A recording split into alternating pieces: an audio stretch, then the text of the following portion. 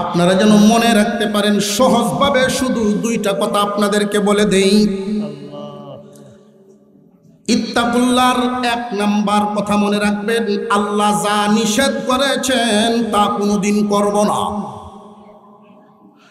আল্লাহ যা আদেশ করেছেন কোনোদিন ছাড়ব না।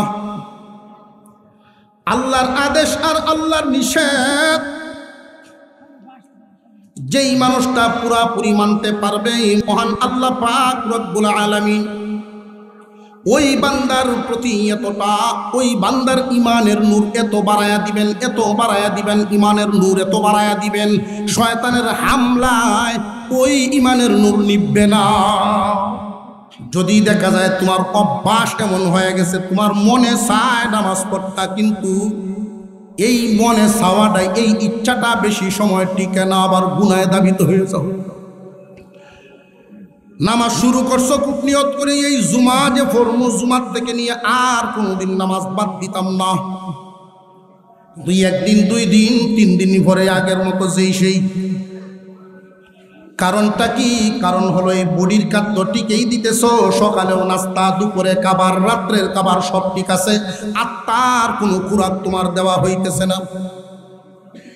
মুসলমান ইমানদার ভাইয়েরা আমার, কুস্বভাব এবং সুস্বভাব, যখন তোমার কুস্বভাবগুলো পরিবর্তন হইয়া সুস্বভাবে পরিণত হবে, তখন তোমার অবস্থা হবে এমন, হাঁটলেও সওয়াব, ঘুমাইলেও সওয়াব, খাইলেও সওয়াব, গোসল করলেও সওয়াব, এমনকি পেশাব পায়খানাও সওয়াব।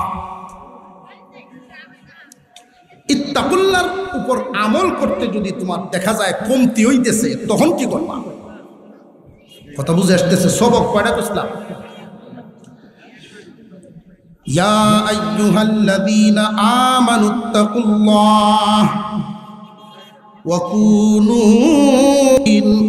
হে ঈমানদারেরা, শয়তানের কাজ তোমারে ঈমান হারা করে বিদায় করা, তোমার কাজ ঈমানের পাহারাদারি করা, ঈমান লইয়া যাওয়া। ঈমানের নূর বাড়বে যদি ইত্তাকুল্লাহর উপরে আমল করো। ইত্তাকুল্লাহর উপরে আমল করার অর্থ 3টা বলছিলাম। 1 নাম্বার, নিষেধ কাজ সব ছেড়ে দেওয়া, আদেশ কাজ সব ধরা, অতিরিক্ত আমল করা। অতিরিক্ত আমল যে যত বেশি করব, ঈমানের নূর তত বাড়বে।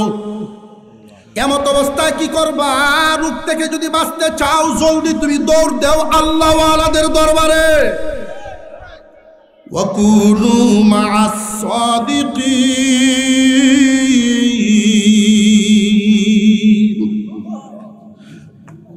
যদি বাঁচতে চাও, নফসের হালত আল্লাহ ওয়ালাদের সামনে লয়ে যাও। আল্লাহ ওয়ালা তোমার হাঁটা দেখলেই বুঝতে পারবো তোমারে কোন রোগে পাইছে। আল্লাহ ওয়ালা তোমার কথা শুনলেই বুঝবো, তোমার চাউনি দেখলেই বুঝবো, কাজ কামে বুঝবো কোন রোগের কোন ওষুধ এটা দেওয়ান লাগবো। ওইখানে যখন লইয়া যাইবা, নফসের গলায় কাশি লাগাইব, তখন সে ঠিক হইব। ইয়া আইয়ুহাল্লাযীনা আমানুত্তাকুল্লাহ ওয়া কুনু মা'আস সাদিকিন। হে ঈমানদারেরা, ও ঈমানওয়ালা, দামি এক দৌলতের মালিক, শয়তান তোমার পিছনে পিছনে খুব পেরেশান, খুব ব্যস্ত। তীক্ষ্ণ নজর দিয়া সুযোগ পাইলেই ঈমান লুটিয়া নিব। কোন সময় কোন দিক দিয়া তোমার ঈমান হারা করে ফেলবে, কোন কাজে কোন কথায় তুমি টের পাইবা না। আল্লাহ পাক রব্বুল আলামিন বলেন, ইত্তাকুল্লাহ ওয়া কুনু মা'আস সাদিকিন। প্রথম কথা, আল্লাহকে ভয় করো।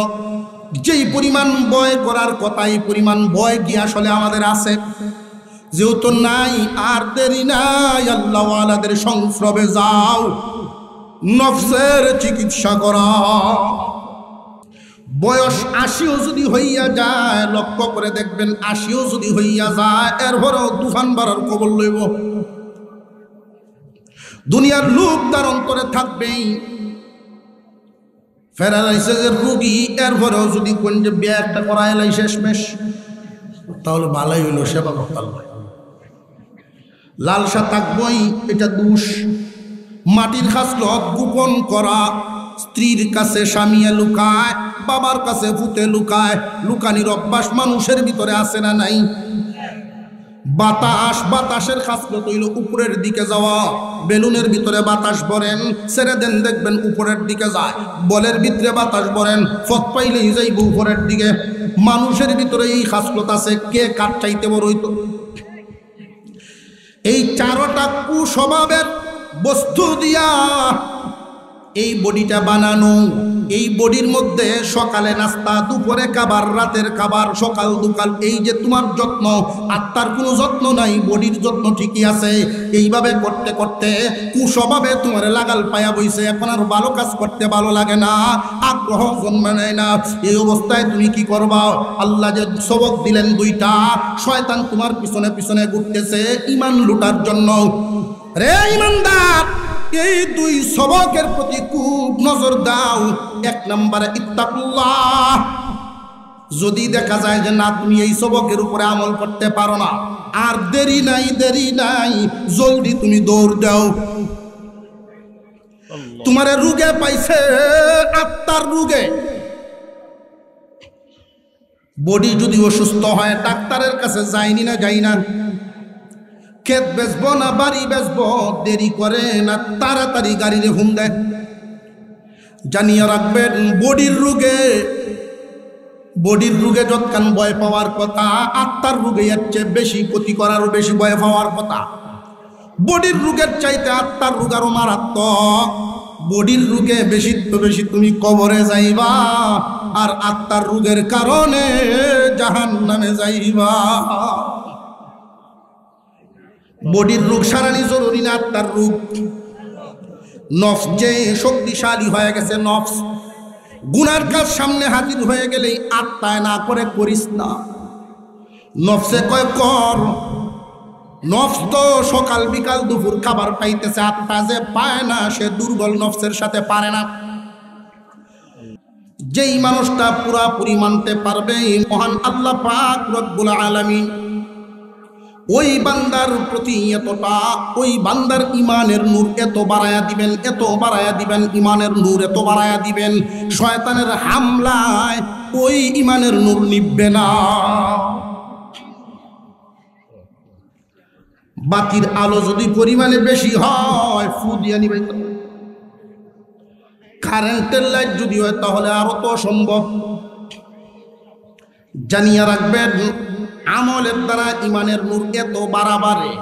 এমন বুজুর্গানে দিন আল্লাহ পাকের জমিনে, এমন বুজুর্গানে দিন আছেন, চলতে ফতে হাঁটতে পারেন না, কাঁধে ভর দিয়ে হাঁটেন। বাথরুমে গেলে দুইজনে নেয়, ওযু করায় তিনজনে।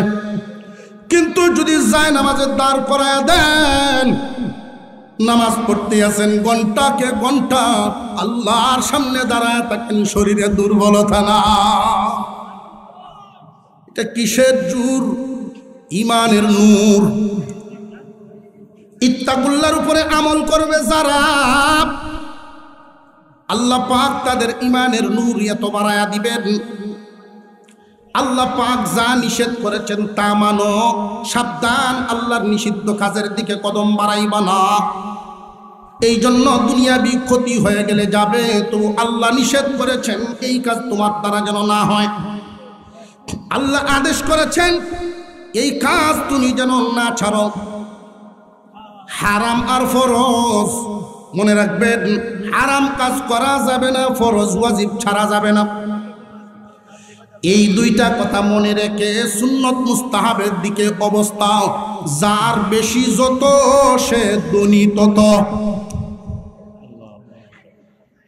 যার বেশি যত, অতিরিক্ত আমল যে যত বেশি করবে, তার মর্যাদা আল্লাহর দরবারে তত বাড়বে।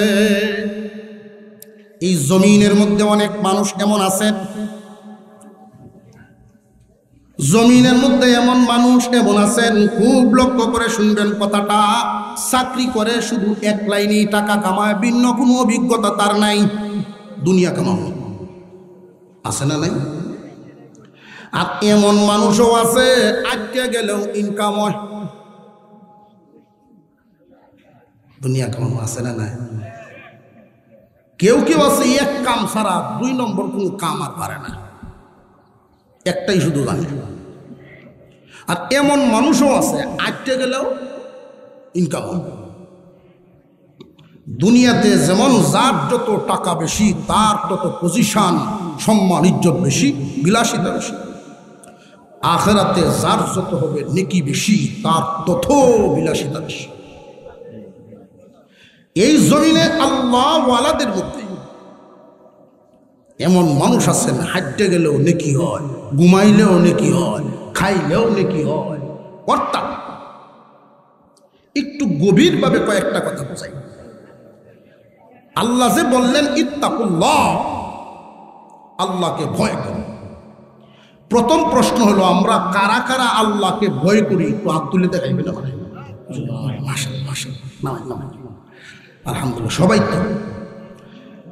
শুধু আমাদের এখানে না, সার দুহানো যারাই আমার এই কথা শুনতেছে হেন থেকে মনে হাত তুললেছে ডরাই। এক বেড়ায় গরু লইয়ে গেছে বাজারও ব্যস্ত। উনি সত্যবাদী মানুষ, মিথ্যা কথা বলেন না। তো একদল মানুষ এসে জিজ্ঞাইছে, চাচা আপনার এই গাভী দুধ কতখানি দেয়, কিরাইলে কি অবস্থা? কয় বালতি দেখলেই লাত্তি মারে, দেখলেই লাত্তি মারে। আপনি এটা অভ্যাস ফাল্টাইলেন না? আমি একবার সান দিছিলাম, আগে দিত 1 ট্যাঙ্গে, সান দেওয়ার পরে দিয়ে 2 ট্যাঙ্গে। আগে লাত্তি দিত 1 ট্যাঙ্গে, সান যখন দিছি 2 ট্যাঙ্গে একসাথে বানছি, তখন 2 ট্যাঙ্গে লাত্তি মারে। যারা দুধ কিনতে আইছে, দুধের গাই কিনতে হয়েছে, এরা থাকবো বাইতেছে। চাচা আলো কেমন চলে? জল দেখলে হতো, কান্দ দণ্ড তো না, জল দেখলে হতো। খাও ন বাচ্চা উচ্চারণে যদি দেন ইচ্ছা হইলে খাইতে ঘরে নাও খেতে, খালি ময়দানে কারো গেছে। তো বাজারও প্রত্যেক বাজারেই দেখবেন কিছু কৌশলী কথা জানে এমন লোক আছে। কৌশলী কথা হইল, কয়েক ফুটা মিডে দুধ যদি খাওয়ান লাগে আমার গাইডে নিবে। আমার চাচার এটা কেন, আমি রাজপুরের চাচা না? জি কার এমনি যে নইচ্ছা যাই ব্যাংকে টুক গাইবেন, কয়েক ফুটা মিডে দুধ যদি খাওয়ান লাগে আমার গাইডে নেওয়া 5000 বাড়াইয়া দেবে গায়ে আনছে পারি। এই যে টানার টানবো পরের দিন আত বড় হয় না। আমি কি এই খবর ভাইলাম কেমনে দরবার দিছে, আমারও খবর দিছে। পরে তো বেড়ায় কয় আমি একটু মিশা হতে বসি না, আমি কয়েক ফুটা দুধ কুইয়াই বেচছি। কইসা একরকম, এটার অর্থ বোঝায় আর একরকম, এটার কৌশলী কথা। আমার 500 টাকা দিন যে আপনার গরু আমি বেচে দিতেছি, দিন ভাই সব। এই যে গরুটা আলো ডাইনে দুজুর ভাই আটবো না আটবো কেছে হুদবো না, কারা থাকবো এটা তো কোনো আলো নাই। ডাইনে দুজুর বাইনের অর্থ হইল ডাইনা গরু সবল থাকে, ইচ্ছা মতো টান বাই, দুধ লয়ে কোনো চিন্তা নাই। তুতা থাকবো না থাকবো এই আলাপ আছে, কৌশলী আলাপ। খাওয়ান লয়ে কোনো চিন্তাই নেই। এখন ভিড় হইয়াছে গায়ে কাস্টমারের। মালি হে কয় বাবা আমার এই গরু বেচতাম না। কে রে? এটার যে এত গুণ এটা তো আমি জানি না। একটা গুণও আপনার এই গরু নাই, সব আমার মুহ।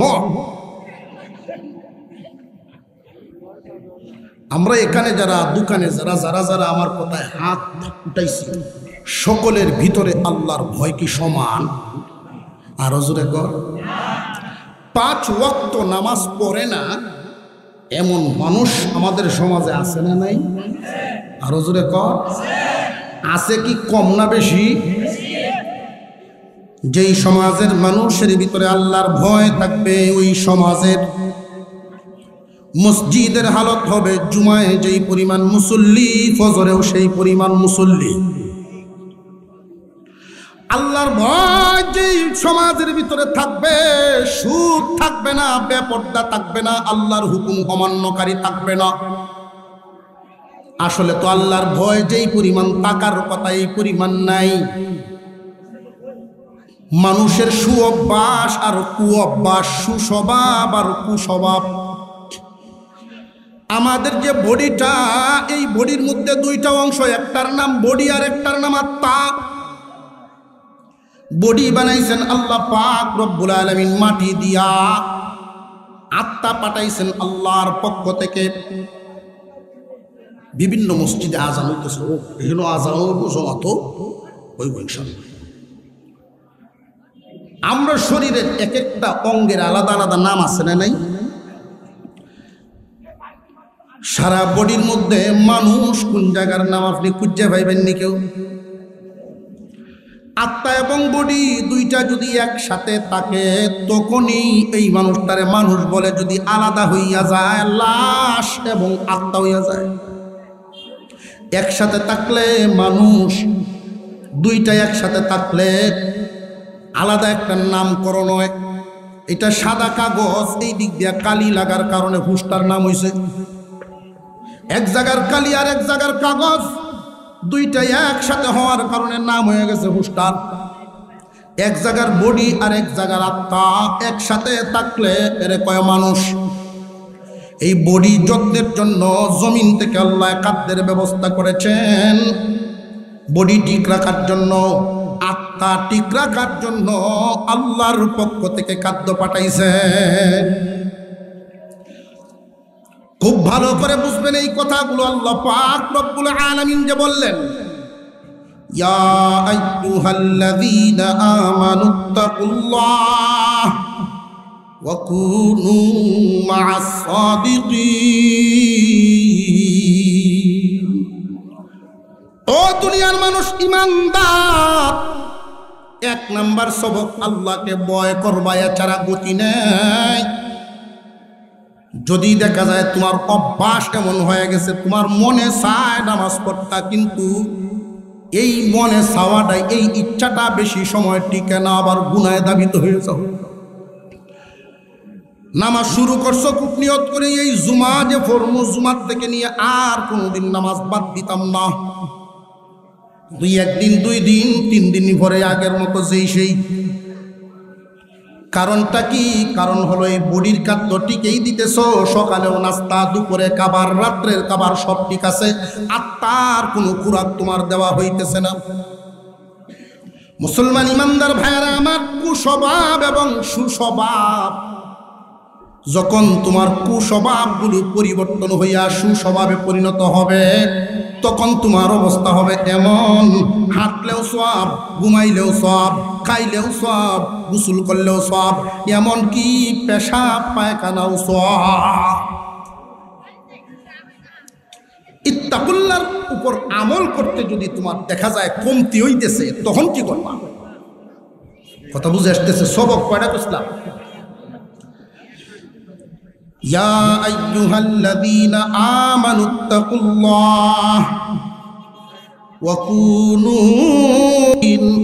হে ইমানদারেরা, শয়তানের কাজ তোমারে ইমান হারা করে বিদায় করা, তোমার কাজ ইমানের পাহারাদারি করা, ইমান লইয়া যাওয়া।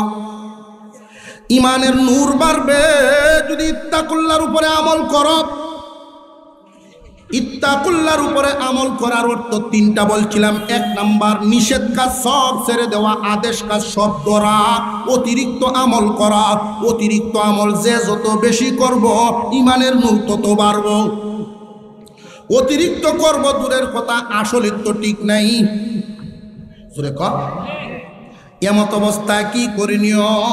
2 নাম্বার সবকটা আল্লাহ বলেন, যদি দেখা যায় তোমাদের জন্য প্রথমটার উপরে আমল করা তোমাদের জন্য ঝামেলা হইতেছে, সুস্বভাবগুলো কুস্বভাবে পরিণত হয়ে গেছে, বালা বালা কাজ করার কথা মন্দ স্বভাবে তোমারে ধরে ফেলছে, কুস্বভাবে তোমারে পায়া বইছে। প্রশ্ন করতে পারেন কুস্বভাব আইলো করতে? এই দুনিয়ার জমিনটা হলো আখিরাতের ক্ষেত স্বরূপ। ক্ষেতের মধ্যে যদি কেউ ফসল ফলাইতে চায়, গৃহস্থ যারা এখানে আছেন, ফসল কি এমনি হয় না মেহনত করা লাগে? ফসল এমনি হয় না, মেহনতের মাধ্যমে ফসল হয়। কিন্তু আগাছা ঘাস, ঘাস কি কেউ ফলায় না এমনি হয়? ঠিক তেমনি ভাবে প্রত্যেকটা মানুষের ভিতরে যত কুস্বভাব, এটা অটোমেটিক হইব। আপনার আমার বডিটা আল্লাহ বানাইছেন 4 উপাদান, 4 বস্তু দিয়া, আগুন, পানি, মাটি, বাতাস। এই 4 বস্তু দিয়া যে বডি বানাইলেন, 4টার মূলত মূল খাসলত খারাপ। আগুন, পানি, মাটি, বাতাস। আগুনের খাসলত দেখবেন ক্ষতি করা, ক্ষতি করা। আগুনের খাসলত ক্ষতি করা। প্রশ্ন যদি করেন হুজুর বলেন কি আগুন দ্বারা তো অনেক উপকার হয় আমাদের। হ্যাঁ, উপকার হয় ঠিক, যদি তার নিয়ন্ত্রণে রাখতে পারেন। যদি তার হালতে ছেড়ে দেন, পুড়িয়া ছাই করে ফেলবো। আরো জোরে কর। তাহলে স্বভাব কি আসলে ভালো না মন্দ? 2 নাম্বার পানি। পানির চরিত্র লালসা, লোভ। বয়স 80ও যদি হইয়া যায়, লক্ষ্য করে দেখবেন 80ও যদি হইয়া যায়, এরপরেও তুফান বাড়ার খবর লইব। দুনিয়ার লোভ তার অন্তরে থাকবেই। প্যারালাইসিসের রোগী, এরপরেও যদি কোন যে বিয়ে একটা করায় লাই শেষমেশ, তাহলে ভালোই হইল, সেবা করতে হবে। লালসা থাকবই, এটা দোষ। মাটির খাসলত গোপন করা। স্ত্রীর কাছে স্বামীয়ে লুকায়, বাবার কাছে ভূতে লুকায়। লুকানির অভ্যাস মানুষের ভিতরে আছে না নাই? বাতাস, বাতাসের খাসলত হইল উপরের দিকে যাওয়া। বেলুনের ভিতরে বাতাস ভরেন, ছেড়ে দেন দেখবেন উপরের দিকে যায়। বলের ভিতরে বাতাস ভরেন, ফত পাইলেই যাইব উপরের দিকে। মানুষের ভিতরে এই খাসলত আছে, কে কার চাইতে বড় হইতো? এই 4টা কুস্বভাবের বস্তু দিয়া এই বডিটা বানানো। এই বডির মধ্যে সকালে নাস্তা, দুপুরে খাবার, রাতের খাবার, সকাল দুকাল, এই যে তোমার যত্ন, আত্মার কোনো যত্ন নাই, বডির যত্ন ঠিকই আছে। এইভাবে করতে করতে কুস্বভাবে তোমার লাগাল পায়া বইছে। এখন আর ভালো কাজ করতে ভালো লাগে না, আগ্রহ জন্মে নেয় না। এই অবস্থায় তুমি কি করবা? আল্লাহ যে সবক দিলেন 2টা, শয়তান তোমার পিছনে পিছনে ঘুরতেছে ঈমান লুটার জন্য। রে ঈমানদার, এই 2 সবকের প্রতি খুব নজর দাও। 1 নম্বরে ইত্তাকুল্লাহ। যদি দেখা যায় যে না, তুমি এই সবকের উপরে আমল করতে পারো না, আর দেরি নাই, দেরি নাই, জলদি তুমি দৌড় দাও। তোমার রোগে পাইছে, আত্মার রোগে। বডি যদি অসুস্থ হয়, ডাক্তারের কাছে যাইনি না, যাই না। ক্ষেত বেচবো না বাড়ি বেচবো, দেরি করে না, তাড়াতাড়ি গাড়িরে হুম দেয়। জানিয়ে রাখবেন, বডির রোগে যৎকান ভয় পাওয়ার কথা, আত্মার রোগে এর চেয়ে বেশি ক্ষতি করারও বেশি ভয় পাওয়ার কথা। বডির রোগের চাইতে আত্মার রোগ আরো মারাত্মক। বডির রোগে বেশি তো বেশি তুমি কবরে যাইবা, আর আত্মার রোগের কারণে জাহান্নামে যাইবা। বডির রোগ সারানি জরুরি না, আত্মার রোগ। নফস যে শক্তিশালী হয়ে গেছে, নফস গুনার কাজ সামনে হাজির হয়ে গেলেই আত্মায় না করে করিস না। নফসে কয় কর। নফস তো সকাল বিকাল দুপুর খাবার পাইতেছে, আত্মা যে পায় না, সে দুর্বল নফসের সাথে পারে না। এমত অবস্থায় কি করবা? রোগ থেকে যদি বাঁচতে চাও, জলদি তুমি দৌড় দাও আল্লাহ ওয়ালাদের দরবারে। ওয়াকুনু মা'আস সাদিকিন।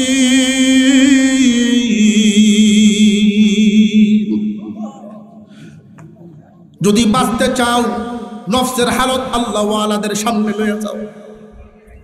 আল্লাহ ওয়ালা তোমার হাঁটা দেখলেই বুঝতে পারবো তোমারে কোন রোগে পাইছে। আল্লাহ ওয়ালা তোমার কথা শুনলেই বুঝবো, তোমার চাউনি দেখলেই বুঝবো, কাজ কামে বুঝবো কোন রোগের কোন ওষুধ এটা দেওয়ান লাগবো। ওইখানে যখন লইয়া যাইবা, নফসের গলায় কাশি লাগাইব, তখন সে ঠিক হইব।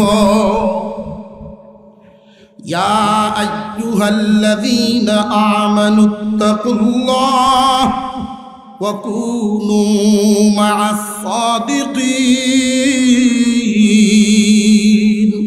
হে ঈমানদারেরা, ও ঈমানওয়ালা, দামি এক দৌলতের মালিক।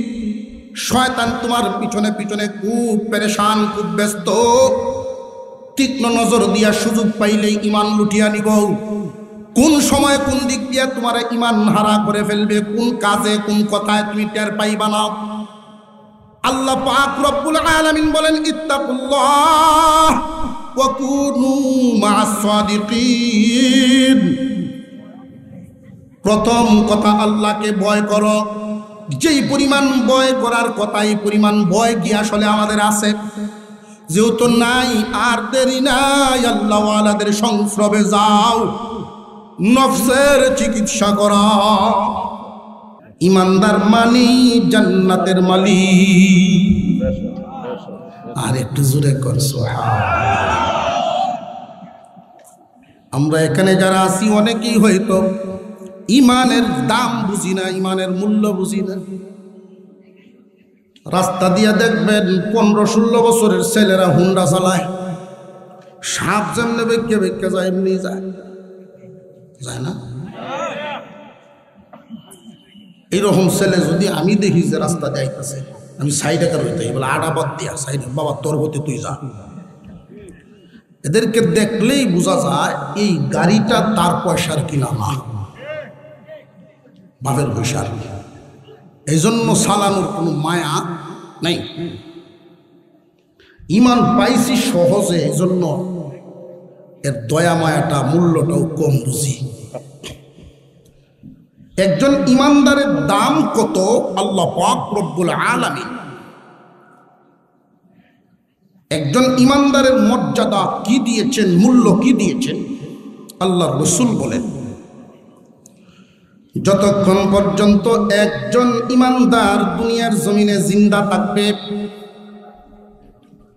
যতদিন পর্যন্ত একজন মানুষ আল্লাহ বলনেওয়ালা থাকবে, আসমান আসমানের জায়গায় থাকবে, জমিন জমিনের জায়গায় থাকবে, পাহাড় পাহাড়ের জায়গায় থাকবে, নড়াচড়া করবে না। যতদিন পর্যন্ত একজন ইমানদারও দুনিয়ার জমিনে জিন্দা থাকবে, এই একজন ইমানদারের উসিলায় তামাম দুনিয়ার সব কিছুই ঠিক রাখবে। ইমানদারের দাম কম না বেশি? আল্লাহর পয়গম্বর ঘোষণা করেছেন, যাররা পরিমাণ ইমান নিয়েও যদি কেউ দুনিয়া ছাড়তে পারে, যাররা পরিমাণ সূর্যের আলো বেড়ার ছিদ্র দিয়া ঘরে ঢুকে, ওই আলোটার মধ্যে কিছু ধুলাবালি যে উড়ে, যেটা খালি চোখে দেখা যায় না, আলো ছাড়া, এত ছোট পরিমাণ, ক্ষুদ্র পরিমাণ, এই পরিমাণ ইমান নিয়েও যদি কেউ দুনিয়া ছাড়তে পারে, আল্লাহ রব্বুল আলামিন তারও 10 দুনিয়ার সমান জান্নাতের মালিকানা দিবেন। হয়তো অপরাধের কারণে সাজা দিবেন, গুনার কারণে জাহান্নামের আগুনে পোড়াইবেন, কিন্তু কোনো না কোনো সময় ইমানের বদৌলতে জান্নাত দিবেন। আল্লাহ পাক রব্বুল আলামিন আসমানের নিচে জমিনের উপরে বসবাস করনেওয়ালা সমস্ত মানুষকে ডাক দেন নাই?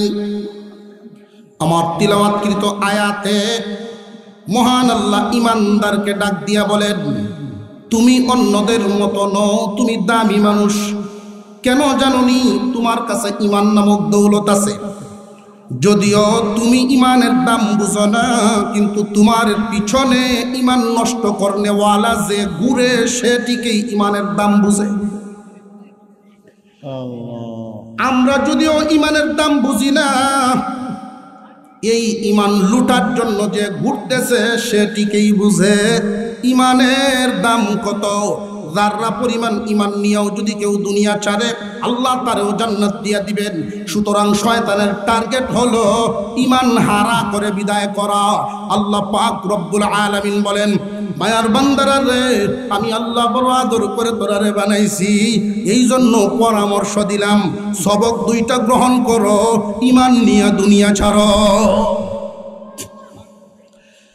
আল্লাহ পাক রব্বুল আলামিন অত্যন্ত দয়া করে মুমিনের উপরে জন্ম দিয়েছেন, ইমানদার হওয়ার সুযোগ করে দিয়েছেন। এখন আমাদের কাজ হলো ঈমান নিয়ে যেন দুনিয়া ছাড়তে পারি। শয়তানের কাজ হলো ঈমান লুটা, আর আমার কাজ থাকবে ঈমান হেফাজত করা। কিয়ামতের কঠিন ময়দানে বাম হাতে আমলনামা নিয়ে দাঁড়াইবে কাফেরদের কাতারে, অথচ দুনিয়ায় ছিল মুসলমানদের সমাজে। ডাক দিয়া ডান হাতে আমলনামা যারা পাবেন, ডাইকা ডাইকা জিগাইব, কি গো অমুক ভাই, তুমি না দুনিয়াতে মুসলমানের সন্তান ছিলা, তুমি না মুসলমান আসলা? আজকে বাম হাতে আমলনামা নিয়ে কাফেরদের কাতারে দাঁড়াইলা, কারণটা কি? আফসোস করবে, হাইহুতাশ করবে, আর বলবে যদিও আমি মুসলমানের ঘরে জন্ম নিছিলাম, মুসলমানের সমাজে থাকতাম, বড় বড় কুরবানি দিতাম, কিন্তু আমার বড় বদনসিব, দুনিয়া ছাড়ার সময় ঈমান নিয়ে আসতে পারিনি। কথা বুঝে আসতেছে? ঈমান নামক দৌলত নিয়ে দুনিয়া ছাড়তে হবে। আল্লাহ দয়া করে মুমিনের ঘরে জন্ম দিছেন, ঈমানদার হওয়ার সুযোগ দিছেন। এখন আমাদের দায়িত্ব ঈমান লইয়া দুনিয়া ছাড়া।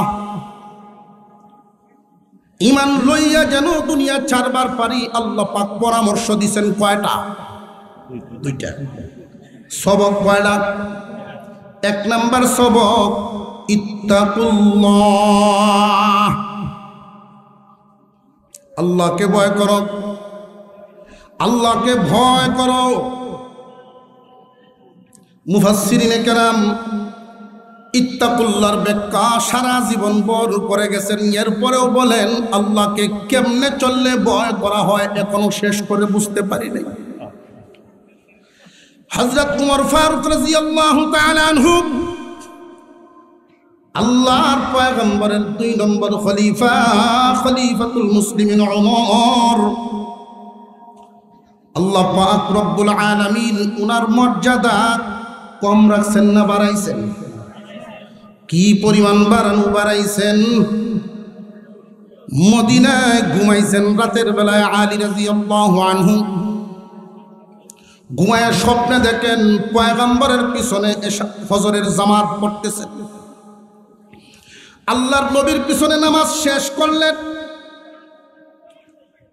হযরত আলী স্বপ্নে দেখতেছেন সালাম ফিরানোর পরেই একজন মহিলা একটা পাত্রের মধ্যে নতুন গাছের খেজুর নিয়ে আইসা ডাকতেছে, কে আছো?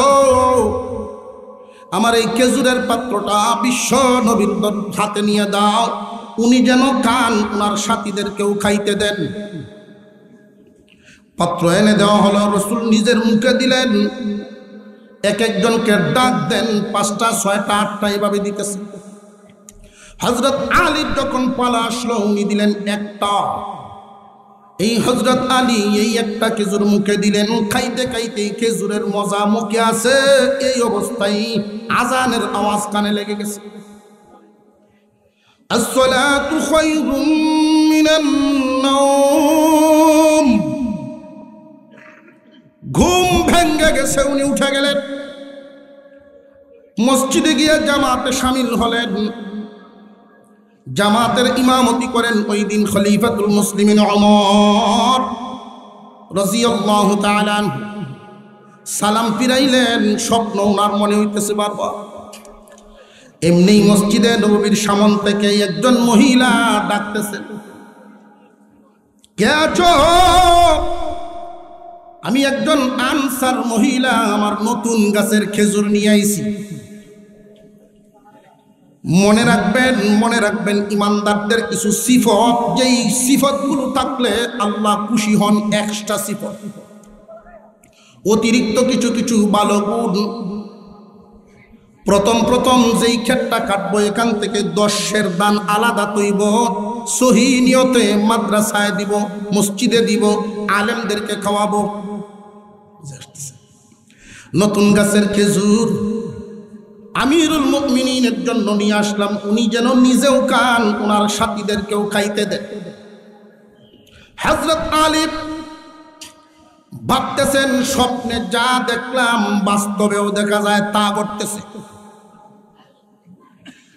পাত্র দেওয়া হলো, স্বপ্নের মতো করে উনি নিজে মুখে দিলেন, বন্টন করা শুরু করছেন। হযরত আলী যখন হাত বাড়াইলেন, আলী রাদিয়াল্লাহু আনহুর হাতে একটা দিছেন, এই একটা উনি মুখে দিছেন। খুব স্বাদের খেজুর, খুব মজা। পাত্রের দিকে তাকায়া দেখেন অনেক খেজুর বাকি আছে। উনি বললেন, ইয়া আমিরাল মুমিনিন, আর কয়েকটা কি আমারে বাড়ায় দেওয়া যায় না? আস্তে করে ইশারা দিয়া কাছে নিয়ে কানে কানে বলেন, আলী, স্বপ্ন যুগে পয়গম্বর তোমারে একটার বেশি দেন না। মর্যাদা কি কম না? মারিফতের মর্যাদা আল্লাহ খুলে দিয়েছে। উনিও সাহাবীদের সামনে বলতেন, আমারে ইত্তাকুল্লাহর ব্যাখ্যা বুঝায়া দাও। কে আসো, আমারে ইত্তাকুল্লাহ বুঝায়া দিবা। আপনারা যেন মনে রাখতে পারেন, সহজভাবে শুধু দুইটা কথা আপনাদেরকে বলে দেই।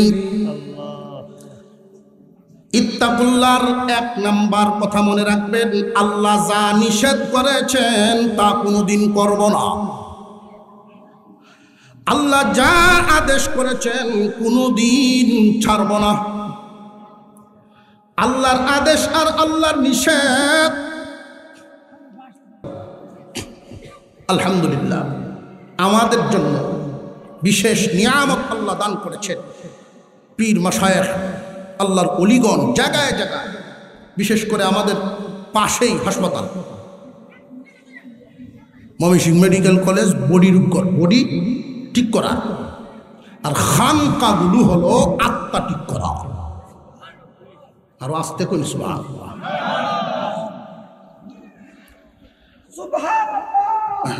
বেশি গরম। হুজুরের নামে নামে, আমাদের বিশ্ব হুজুরের নামে নামে ভারতবর্ষে একজন আল্লাহর ওলি ছিলেন, আব্দুল কুদ্দুস গঙ্গোহী রহমতুল্লাহ আলাইহি। বড় বড় পীর মাশায়েখ যারা আছেন, উনার সোহবতে যাইতেন শেখুল হাদিস মুহাদ্দিস, শেখুল হাদিস মুহাদ্দিস, বড় বড় আল্লাহওয়ালাগণ আল্লাহওয়ালা হয়েছেন এই দরবারে গিয়া। উনার ছেলে সন্তান ছিল না, 4 মেয়ে। মেয়েদেরকে বিভিন্ন জায়গায় বিয়ে দিয়েছেন, বড় মেয়ের বাড়িতে রাখছেন, যোগ্য আলেম জামাই। মেয়ের দিকের এক নাতি হচ্ছে ছেলে, নাম রাখছেন আবু সাঈদ। এই আবু সাঈদ গঙ্গোহীকে আব্দুল কুদ্দুস গঙ্গোহী রহমতুল্লাহ আলাইহি খুব আদর করতেন। নাতি কান্দ লইতেন, কুলো রাখতেন। নাতিরে যখন আদর করে কান্দ লইন, বড় বড় মুহাদ্দিসরা দৌড়ে হুজুর আমার কাছে, হুজুর আমার কাছে। সব আল্লাহ ওয়ালাগণ আলেম ওলামা আবু সাঈদকে খুব বেশি আদর করত। ফিরেন নাতি, এই আদরে আদরে সে হয়ে গেছে বাদর। কিরকম বাদর? আলেমকে আলেম মনে হয়, নফস রোগে আক্রান্ত হয়ে গেছে। নানা মারা গেছেন, বহুদিন পরে ওনার আম্মা শুধু কান্দেন, আল্লাহ আমার পুত্রে তুমি হেদায়েত দাও। ঘুরতে ঘুরতে একদিন এক মসজিদের পাশে গেছেন। মসজিদের পাশে গিয়ে মুয়াজ্জিন সাহেবকে ডাকতেছেন, খুব ভালো করে শুনবেন কথা। মুয়াজ্জিন, এই ডাকটা কি ভদ্রতার ডাক না অভদ্র ডাক?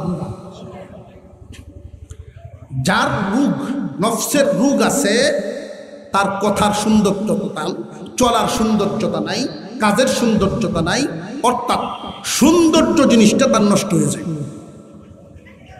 মুয়াজ্জিন মুরব্বী মানুষ, 46 বছর যাবৎ এই মসজিদে উনি আজান দেন। মুরব্বী দৌড়ায় আসেন, ভাইজান ভাইজান কেন?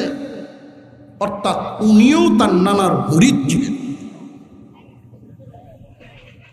নীরব একজন বুজুর্গ এই মুয়াজ্জিন সাহেব, 46 বছর যাবৎ 5 ওয়াক্ত আজান দেন। তার নামাজ কি কাজা আছে? আল্লাহ আল্লাহর ঘর সাফ করে। যারা আল্লাহর ঘর সাফ করে, আল্লাহ তাদের কলব সাফ করে দেন। ডাকতেছেন, উনি দৌড়াইছেন, ভাইজান আমার একটু পানি খাও। উনি উনার লুটাটা দিয়ে, মাটির লুটা দিয়ে পানি এনে দিয়েছেন। পানি খায়া খাইছেও খারইয়া গড়গড়াইয়া। এটি কি তরিকা মতো হইছে না তরিকা ছাড়া? খায়া যে সময় থইছে এই যে গরমিতে থইছে তো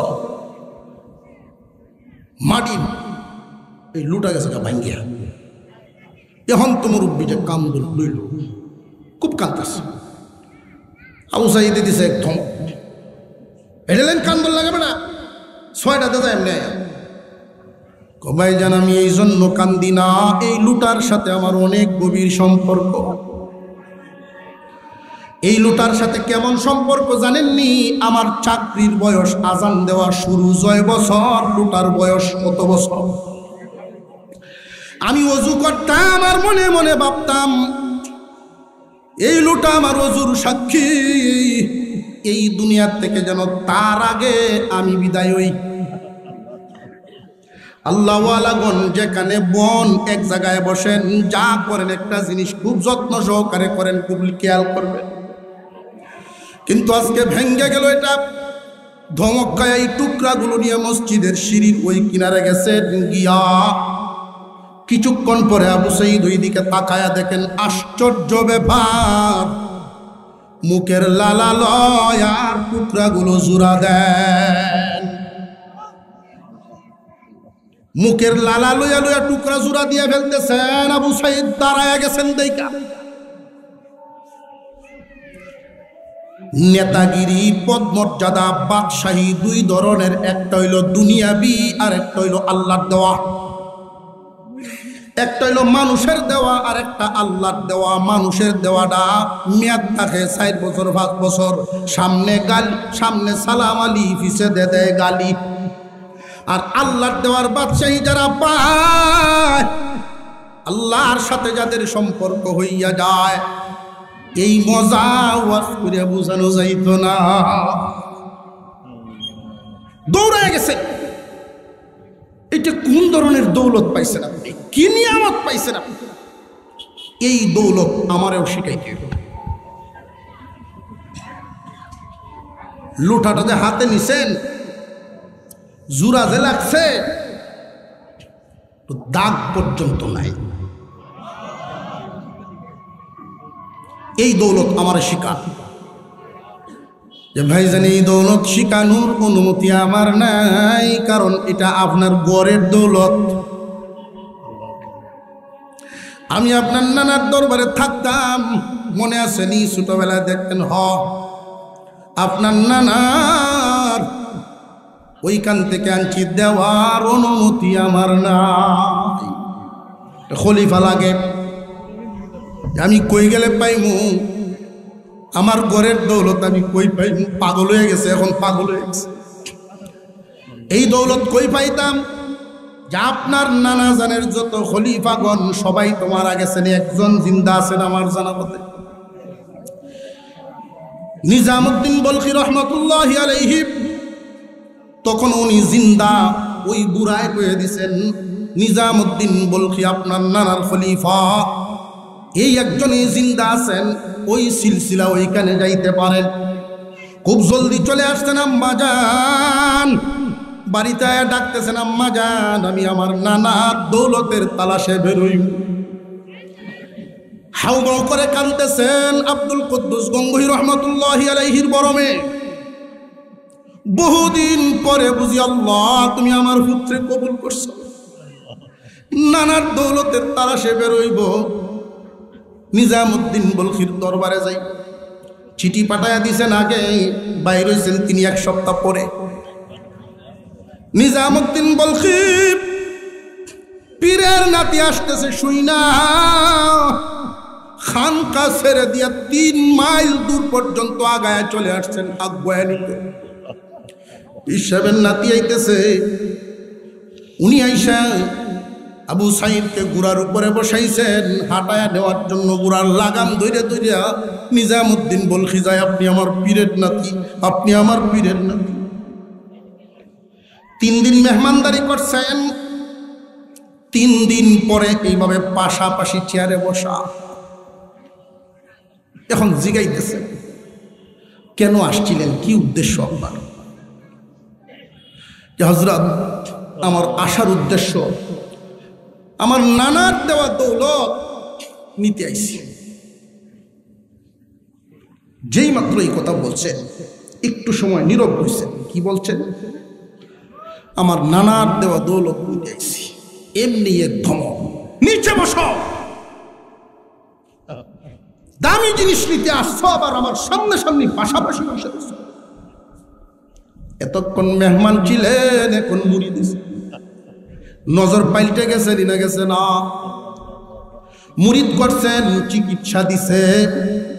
চিকিৎসা তোমার দিলাম 6 মাস পর্যন্ত তুমি মেডিসিন লাগাইবা। বডির রোগের জন্য ডাক্তারে ঔষধ দেয়নি না দেয় না? আত্মার রোগের চিকিৎসা দিছেন, মেডিসিন লাগাইবা। কি মেডিসিন? এই খানকার যত মুরিদ থাকবে, যত তালিবে ইলম আছে, সকলের জুতা 5 ওয়াক্ত নামাজের পরে বাস করে দিবা। জুতা বাস করিয়া, এই যে তারা যে ডুববো মসজিদে, তুমি বাউ করে দিবা, তারা মসজিদ থেকে বাইরে। আর প্রতিদিন একবার পেশাবখানা পায়খানা এগুলো তুমি পরিষ্কার করবা গোসলের আগে। 6 মাস পর্যন্ত চিকিৎসা চলল। নিজামউদ্দিন বলখি জারুদার রে ডাকতেছেন, জারুদার শোনায়া পারি সাফ করেছে। শুনতে যান কি যে আজকে ময়লা ঝাড়ুটার দিয়া ময়লার টুকরিটা লয়ে যখন ফালানি চাও, একটা বাহানা ধরিয়া আবু সাইদের উপরে ফালাইয়া দিয়ে, ফালাইয়া দেওয়ার পরে সে কি ভাবটা ধরে তোমার সাথে কি আচরণ করে আমার হইও। ওনার উদ্দেশ্য দেখি 6 মাসের চিকিৎসায় তার আসর বা পরিবর্তন কি আসছে। যেভাবে বলছেন এইভাবে করছেন। উষ্টা খাওয়ার বন্ধুরে ফালাই দিচ্ছেন, জাইরিয়া ফালাই আর কয় হ্যাঁ বলক দেখিয়া গঙ্গু হইলে বুঝতারলে। জারুদারা এক হুজুর এই কথা বলছেন, আর কিছু করেন নাই। কাহারে এই আবু সাইদ যদি ওইখানে হইতো, মাসি বোনের লাগে দিছে না, সে আমার সাথে কাজে লেগে হতো। এরকম বদ স্বভাব। 6 মাসের চিকিৎসা। নিজামউদ্দিন বলখি বলেন, অর্ধেক হইছে, অর্ধেক রইছে। ডিউটি পাল্টাই দিচ্ছেন, মেডিসিন পাল্টাই দিচ্ছেন। আমার এই কুকুরগুলো, শিকারীর কুকুরগুলো, এগুলো সেবা যত্ন করবা। আমার সাথে যেদিন চাইবা কুকুরগুলো তুমি হেফাজত করবা। বেশ কিছুদিন কুত্তার রাখালি, অর্থাৎ নফসকে কি পরিমাণ খেসনি। যেদিন শিকারে গেছিলেন 4টে কুকুর সাথে, কুত্তার দৌড়ে হোকটাই হোক দিকে যায়। ফিসাব নিষেধ করছে, সুট্টার তো না একটাও। হুজুরের হুকুম তো আমার পালন করতে হবে। সাইরোডার রশি কোমর বাঁধছে, এখন ছুটতে যাবো কেমনে? গেলে আমার সিট দিয়া, তবু বিশ্বাসের হুকুম পালন করতে হবে। চিকিৎসা এভাবে নেওয়া শুরু হয়েছে। একদিন শিকারে যাওয়ার সময় তারা টান দিয়ে কুকুরে ফেলাই দিছে। ফেলাই দেওয়া যখন সাইরোটার টান শুরু করছে, গাছের জ্বর, ইটের টুকরা, সেবডে বেবডে সারা শরীরে সাল চামড়াকে বিনাশ। এই দিন রাত্রেই নিজামউদ্দিন বলখি স্বপ্নে দেখেন আব্দুল কুদ্দুস গঙ্গোহী রহমাতুল্লাহ। উনি ডাকতেছেন, কিরে নিজাম, আমি তো তোরা এত কষ্ট দিছিলাম না, আমি এত শাস্তি দেই নাই, আমার আদরের নাতিটা এইভাবে তুই শাস্তি দিতেছিস। এই সময় চিকিৎসা ঠিক হয়ে গেছে, কমপ্লিট হয়ে গেছে। ঘুম থেকে উঠে দৌড় দিছেন গিয়ে আবু সাইদ কই?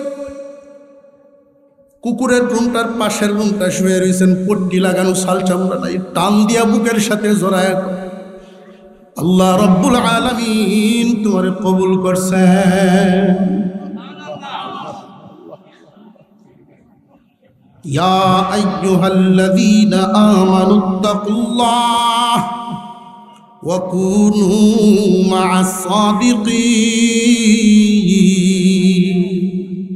হে ঈমানদারেরা, আল্লাহকে ভয় করো, আল্লাহকে ভয় করে চলো। আর ভয় যেন করতে পারো এজন্য সহযোগিতা হবে। আল্লাহকে ভয় করাটা শিখবে, ভয় করতে পারবে। ওয়া কুনু মা'আস সাদিকিন, আল্লাহওয়ালাদের সংস্রবে যাও, তাহলে প্রথম সবকে আমল করা সহজ হয়ে যায়। আল্লাহ পাক আমাদেরকে এই অনুযায়ী জীবনযাপন করার তৌফিক দান করেন, বলুন আমিন। আরো জোরে বলেন আমিন।